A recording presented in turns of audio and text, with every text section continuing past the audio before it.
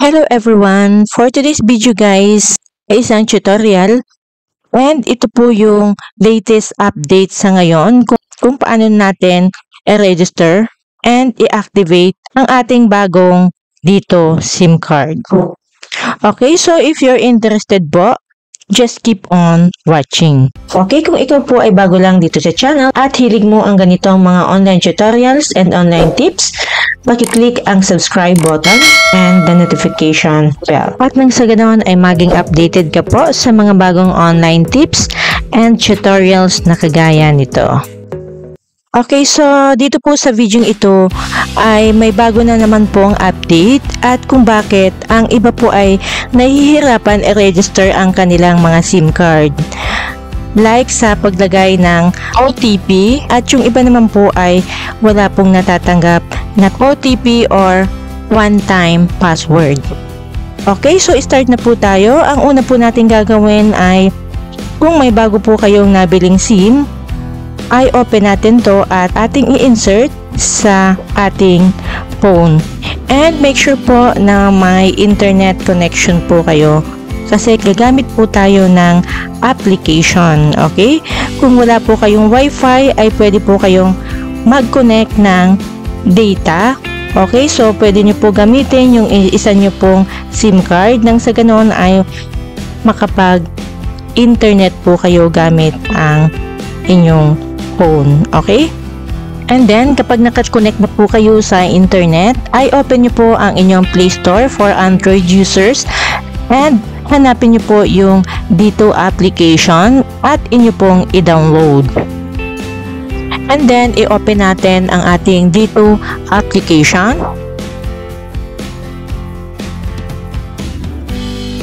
And pwede po kayo dito mag-tap sa more, but for now, dito na lang po tayo sa sign in with dito number. Okay, and then dito po tayo sa SIM card not registered yet. Tap natin tong register here. Okay, and then how would you like to proceed? Okay, tap natin tong register my dito number and then tap proceed.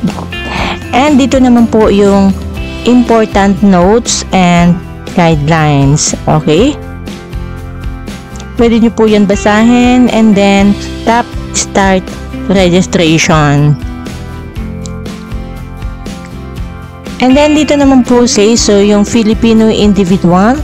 Ito po yung Filipinos living in the Philippines using dito SIM. At dito naman po sa Filipino minor, ito po yung parents or guardian ng Filipinos na wala pa pong 18 years old and using dito SIM. And then dito naman po guys ay for non-Filipinos using dito SIM and using under tourist visa, and dito naman po ay foreign residents or person with non-tourist visa, and then dito po ay non-individuals such as non-profit organization, business, and government agencies. Okay, so ang itatap po natin dito ay yung Filipino individual. And then dito naman po ay maglagay na po tayo ng ating dito mobile number. And then enter natin dito yung 6-digit OTP. Okay, and then kunin natin to and ilagay po natin dito yung OTP. And then after po natin mailagay ay tap submit. Okay, as you can see po ay my mobile number ay verified na po. And then tap proceed. And dito po sa step 2, kailangan natin mag-submit ng valid document with photo or ID. Okay, so ito po yung mga list ng valid ID. Passport, Philippine National ID, SSS ID, driver's license, NBI clearance, UMID, LTOPF, PRC, PhilPos, OFWE card, BIR, GSISE card. Okay, so piliin ko po dito ay Philippine National ID. And then please choose if attach file or take a photo. If may naka-ready na po kayo na photo sa file nyo, ay choose attach file, but if wala pa po and this time ay nasa inyo po yung inyong ID, and then choose take a photo. Okay, so i-allow lang po natin and take a photo with your ID. And then proceed.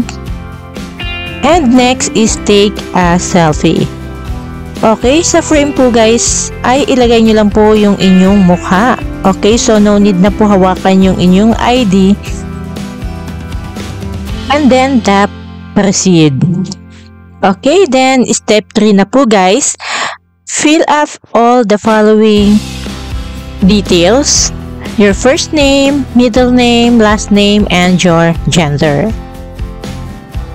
And then, yung inyo pong address, paki-fill up din po at yung inyong postal code. Okay? If you don't know your postal code, pwede nyo po i-search sa Google. Okay? And then, proceed. Then, please review your details and paki-double check lang po. And if may mali po, ay pwede nyo naman po i-change. Okay? Okay, next ay i-check po natin tong box. And then tap register.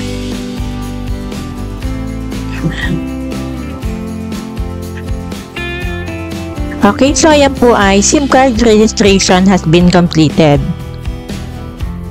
Okay, so screenshot lang po natin and i-download. Nang sa ganun ay may copy po tayo. And then next po ay balik po tayo sa na-download natin na dito application. Okay, open lang po natin to. And then mag-sign in po tayo with dito number. And then enter your dito number at yung password. And ito po yung bago ngayon na nagbibigay po sila ng initial password. So iti-text lang po nila sa number natin after tayo ay successfully registered. Okay, and then kopyahin lang po natin to and enter lang natin dito yung initial password and then sign in. At dito naman po sa data privacy statement, i-check lang po natin tong checkbox. Ito po lahat and then proceed. Okay, so ayan po ay nakapag-sign in na po tayo at ito po yung ating mga natanggap na free data. Okay, so ito po lahat na tatanggap natin with a total of 8 gig data and calls to other network and dito to dito calls. Okay, and then kung paano naman tayo mag-change password from initial password to a new password. Okay, so ang gawin po muna natin ay mag-sign out po tayo dito.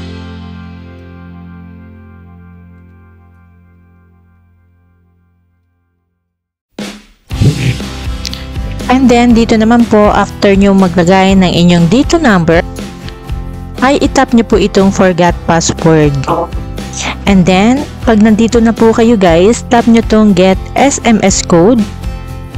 And then kailangan nyo pong maklik or matap itong get SMS code kasi ang dami pong nagko-comment na walang natatanggap na SMS code. Okay?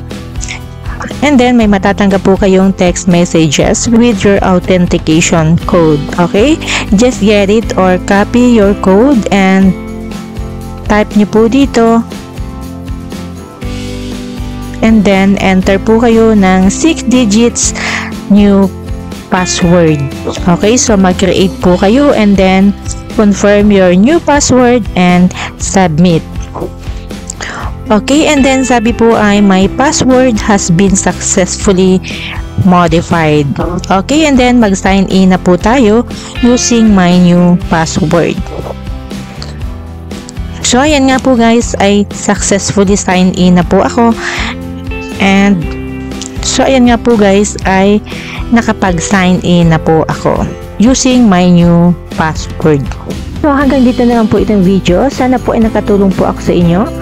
And don't forget to like this video and subscribe this channel. Okay, thank you so much guys sa panonood. God bless and see you on my next video. Bye-bye!